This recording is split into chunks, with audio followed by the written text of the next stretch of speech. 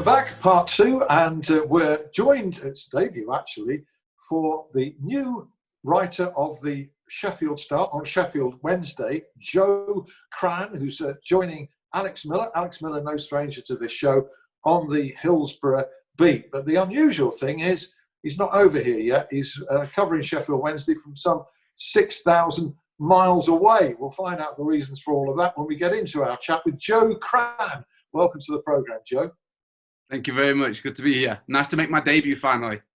Yeah, well, I tell you what, you've got big boots to fill because you're replacing the man who I think is the record appearance holder on this show, Mr. Don House.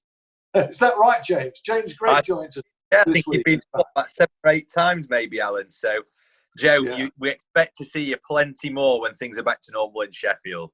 Oh, don't worry. I'm all for that. Look, I know the kind of boots I've got to fill. I've been following Dom's work for a long time, so I know that it's not going to be an easy feat. I'm actually looking forward to getting together with him and picking his brain a little bit, shall I say? Yeah.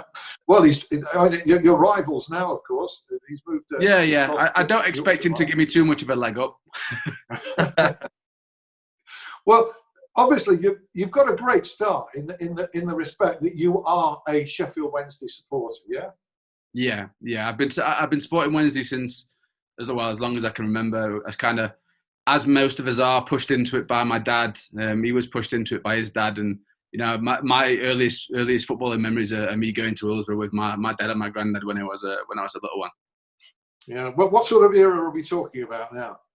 So I was always under the impression that I went to my first game in 1997 when I was 7 years old. But I found out my mum and dad are moving house at the minute. Well, looking at moving house, and they're sorting through some bits. And they've actually found a plaque that my granddad wrote for me from 93. And that he wrote the plaque for me. It's framed and everything. It's a plaque for my first ever professional football game, and it was Sheffield Wednesday against Leeds.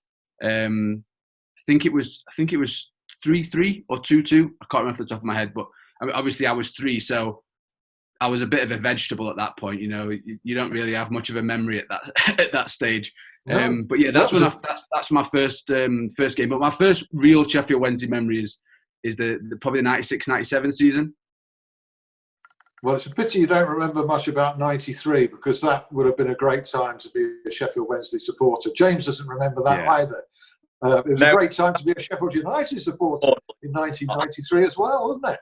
Or you don't remember, neither of you. I'm talking to myself. I'm talking to myself. Well, 93 would have been... My dad and my granddad remember it. They've got pictures of the game at Wembley and stuff. They're looking a lot younger than they do now, but they were there. Yeah.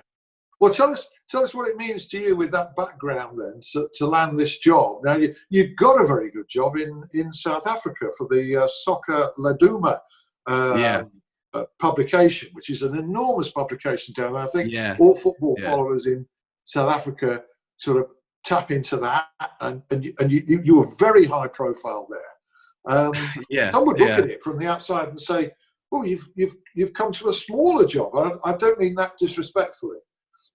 Yeah, no. Look, I think in terms of the job I was doing, obviously the numbers are in terms of the audience is massive because I was working for a national newspaper. We have a readership of about 300,000 people every week of the paper, so it's a weekly. We had and our website was obviously national, talking about the big teams in the country. So our numbers were huge, and I've built up quite a decent profile for myself over in South Africa. All of it weird, really. You go from. I moved here when I was 21. I moved here permanently. I've been here for like 9 years now, and over that time, you build up an affiliation. And look, put it this way: there's not many British guys who are covering South African football, so I was always a bit of a novelty as well, which helped. But for me, the chance to follow my club around the country is I just couldn't turn it down. It's not a job that obviously I couldn't say no to this position. If you'd asked me at 14, 15 years old what you want to do when you grow up, I'm pretty sure if someone had said you can, someone's going to pay you to follow Sheffield Wednesday around the country and you have to write about it, I'd have probably snapped your arm off. So it's a dream job for me. The Star has been a part of my life for as long as I can remember. I used to run down to the shops to pick up the green, and when I used to play Sunday League football, if I'd scored, I'd be straight down there on my bag next day, seeing if I could find my name in there. And the chance for me to take that next step in my career. I think the ambition was always to come home. South Africa. Look, South Africa was due to be a stepping stone. I thought originally, I was like, I'll go for a year, see how it goes. And then, like a decade later, almost, I'm still here. I was like you said, I was meant to be back at the end of April, but the coronavirus had other plans for me. So I'm still in Joburg, and it's like I say, it's not the ideal start, but the fact that I get to write about my team is amazing. And I had a chat with Tom Lees the other day, which was brilliant. He was for my first proper Sheffield Wednesday interview to be with the captain and a player who played so much of a big role when they got to the playoff final and all that kind of stuff. I've also spoken to like Mark Pembridge and Mark Bright, and it's nuts for me. Even as a fan, like you get these opportunities, and you're just like, I'm speaking to Mark Pembridge on the phone. I'm like, this doesn't make sense. This doesn't happen to your average football fan. Any idea when you'll get to arrive here and take over? Any projection on that? So I had a flight booked for this weekend, actually. I had a flight booked for the 17th. I originally had a flight booked for the 27th, I think it was. Then that got cancelled. Then I booked a flight for the 17th of May. That got cancelled. They put me on a flight for the 2nd of June.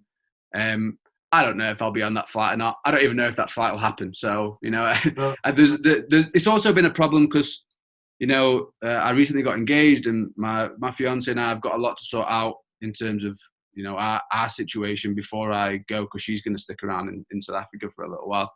And none of the admin we need to do, we can get done because, everything's closed. There's nothing we can do. I think I've left the house probably 5 times since March. Because our lockdown here in South Africa is really, really heavy. It's not like yours. Yours is quite lenient. Ours has been very, very strict. So we haven't really been able to get anything done. I'm hoping that, like I say, the flight on June 2nd, I'm hoping I can get on that one, but I'm not holding my breath, put it that way. No, well, I know a little bit about it. A relative of mine is over there, a family member. The worst of it seems to be that off licenses are not regarded as essential businesses. It's crazy. They've literally stopped the sale of all alcohol and all cigarettes. Imagine they tried that in the UK. Imagine they turned around and said, no more beer. Sorry, lads. It's hectic. It's the only thing that's getting us through it, James, isn't it? Correct. It's Can you imagine? It's really interesting though in South Africa, because they've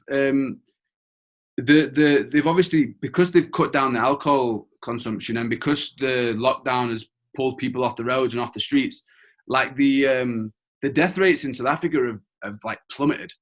So there's no one on the road in car accidents. The crime has slowed down because no one's out and about. There's not so many alcohol related incidents anymore. So South Africa is in a weird situation, because as much as the economy is ultimately being crippled by everything that's going on, the actual alcohol thing, and it's a big bone of contention, as you can imagine. But in terms of people alive, the alcohol ban has saved a lot of lives in South Africa at the minute. Yeah, that's a serious side, and a point very, very well made, Joe. Come back to you in a moment for thoughts on the job that you're taking on thoughts of where Sheffield Wednesday are as of this moment, the return of football, when, ? But I'm going to come to James for his roundup. He's got various things in it, and it's a handy time because I've got a cat tapping just on the sliding window here to this side that wants to get in and is looking at me. Things you never thought you'd hear on me. And while James is talking, giving his roundup, I can let the cat in. How's that? Of course, sounds good to me. Perfect. How's that indeed, Big Z?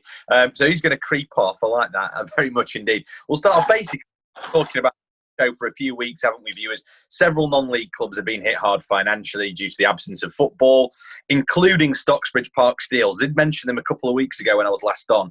The club are trying to raise money at the moment for essential ground maintenance, machinery and machine repairs, plus building work to ensure that the stadium actually meets the required safety standards for the league. So that's quite a big task that they've got. They've actually set up a crowdfunding page at the moment. They're trying to raise 20,000. They're at £3,000 at the moment. Of course, Stocksbridge Park Steels, most of you know this if you're watching this programme, but it is the former clubs of Jamie Vardy, and he spent 3 years there, obviously before going on to England and Leicester glory. On more positive terms, Hallam have named Craig Denton as the club's new manager. Of course, it comes after it was announced last week that he would be leaving his post at Barton Town, who are in the league above them, actually. So it's a really good scoop for Hallam FC to land Craig Denton. Of course, Craig is a great friend of the programme, isn't he, Alan? And, he led Worksop to promotion a couple of years ago, and he did a great job with the club. So big things happening at Hallam, sort of on and off the field. Well, nothing on the field, but you know what I mean, sort of in the backroom team at the moment, and also upstairs as well, because we've seen changing the chairman as well, haven't we? We had Steve Basford, who stepped down with his wife, and Richard Pillinger has stepped in as the chairman. So big things happening up at Sandygate. And also, just a quick one. Just want to finish up on this, because as we record this, it is Wednesday, and obviously the show goes out Thursday. So golfers, you will have had 2 days at least, probably, of playing golf. And golf has a strange reputation anyway, but the world will be looking at golfers with envy. Everybody is envious that you are able to go out and enjoy yourself for 4 hours at a time, and with a friend as well, because not many of the sports or people are able to do that at the moment. Do not ruin it by breaking the rules or thinking that they do not apply to you. Also, be mindful of the fact that people have been walking around the golf courses, using them to walk the dog, maybe taking a football with them, etc., and enjoying the open space that they wouldn't used to be able to enjoy, usually, because obviously it's private land a lot of the time. So people who are walking their dogs will be looking on and be looking to criticise you. So do not be flaunting the rules. There's lots of preconceptions around golfers. Don't add any more fuel to the fire. That's all I'm going to say on that one. Some very stern words there from Mr. Gregg, who's a keen golfer himself and will be observing exactly what he preaches. Is that right, James?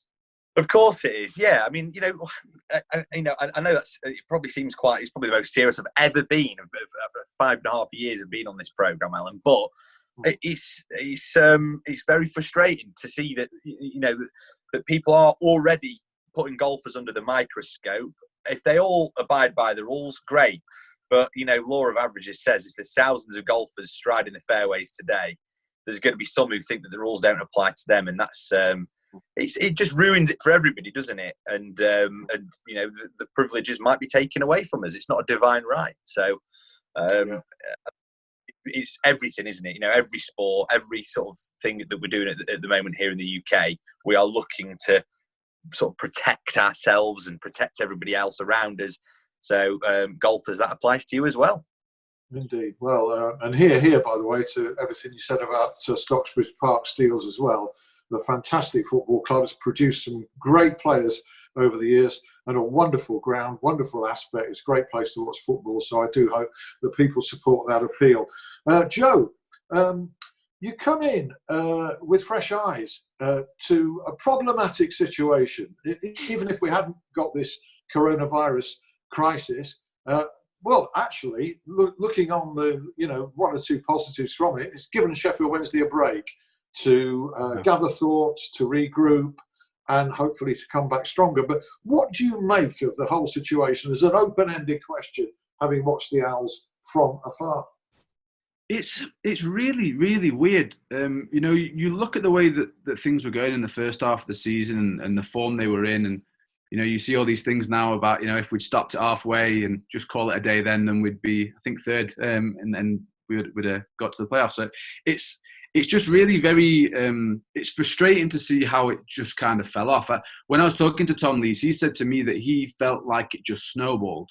He said that the confidence took a hit when they had a couple of bad results, the Blackburn game and things like that. And he said they just they tried everything. They just couldn't seem to pick themselves up from it. And every time that they got a result that they thought was a step in the right direction, they'd get hit again with another one that kind of knocked them for six. And that's worrying. That the aspect of a football club when you're not able to bounce back from things is tough. And we've also got this situation with so many contracts running out. I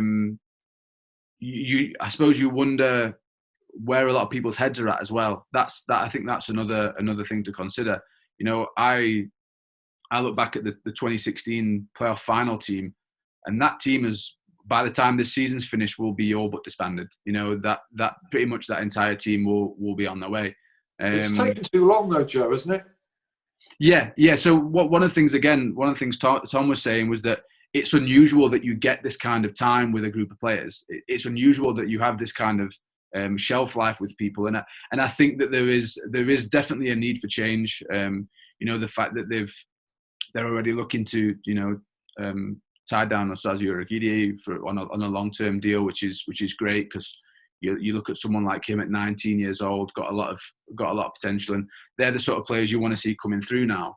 And I think that was a good story by you as well. One of your opening stories. Thanks very much. That's the kind of stuff that I like to do. I like to do like real, newsy stuff. We had a thing in South Africa, they call it Siyagoboza. And Siyagoboza is Zulu for gossip. So the Siyagoboza that I did was all the, all the transfer news, all that kind of stuff.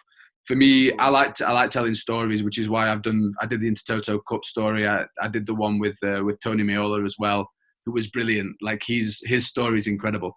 And that's the kind of thing I do like to do. But going back to what you were saying, with this Wednesday side, it does feel now that, with a few of the guys that have left, it kind of felt like it was like we wiped the slate half clean. You know what I mean? Like but not like a complete reset. And I think that might be the case this year. It's going to be very interesting to see what happens now with the current situation as it is. Tom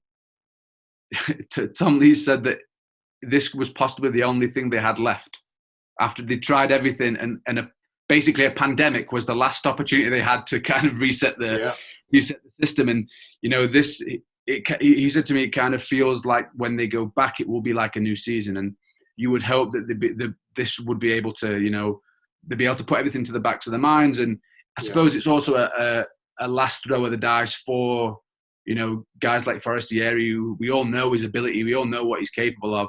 And if the season does go back, this is a chance for him to go, cool, I've got however many games left to prove my worth. And if it's not done in these next final games, if we do eventually get back to playing, then I think it's going to be a very, very interesting summer for Sheffield Wednesday in terms of the decisions they make with regards to the playing personnel, because something's got to change. You can't have a season where you can't have a team together where you have such a great start to the season, and even though because of that half the season how capable you are, that you just can't get yourself out of a funk. You look at people like Glenn Loovens and Jose Semedo, guys who have had that that fighting spirit to push through, and you wonder where those kind of characters are now.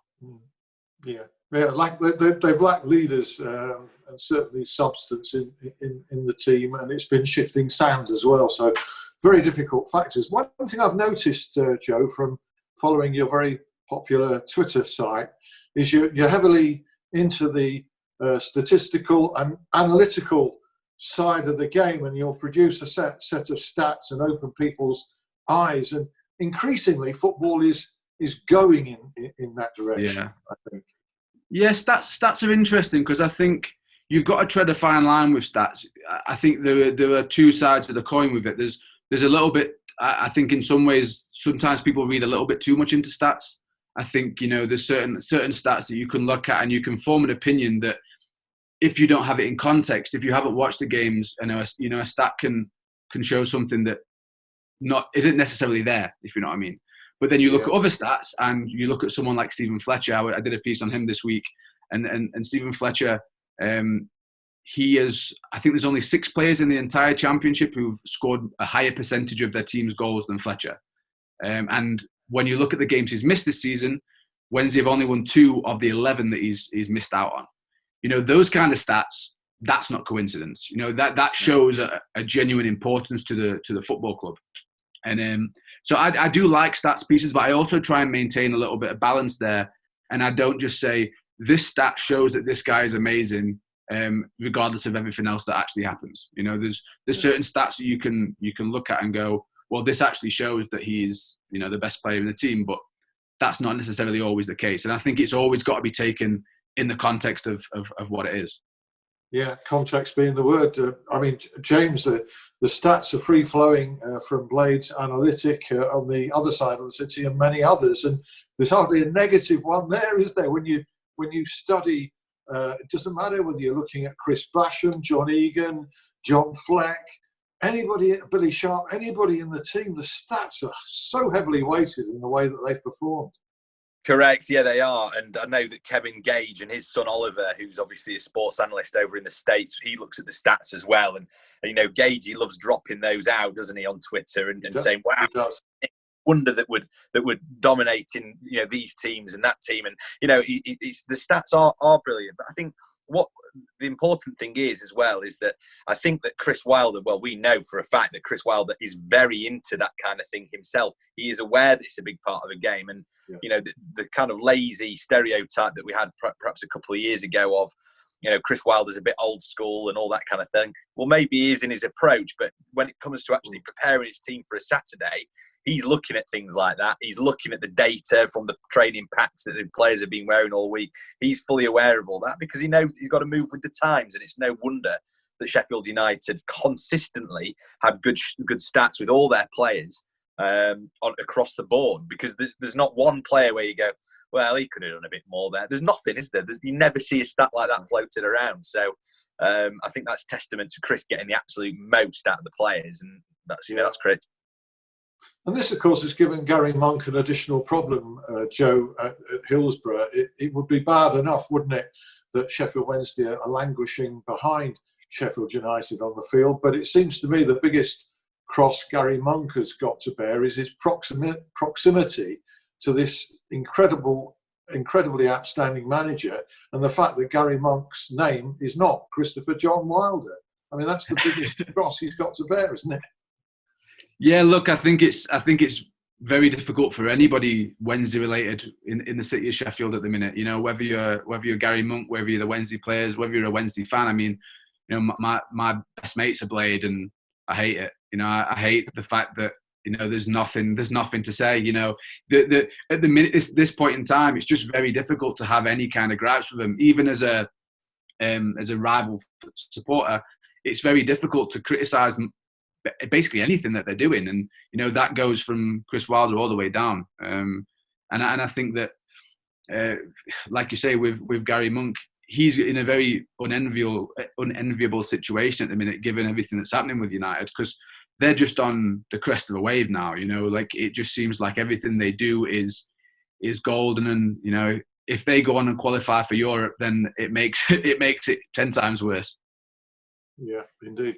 Well, look, Joe, best of luck. I hope that you manage to get your flight over from South Africa to join us in Sheffield soon. And the next time we see you on this show, hopefully we'll be back in that studio, up 3 long flights of stairs with James making the tea. You know, it's perfect. And we finish off with a pint, which is something else that we can't do at the moment. It's, you know, yeah, I can't even buy a pint, period. So I'm well up for that. Right.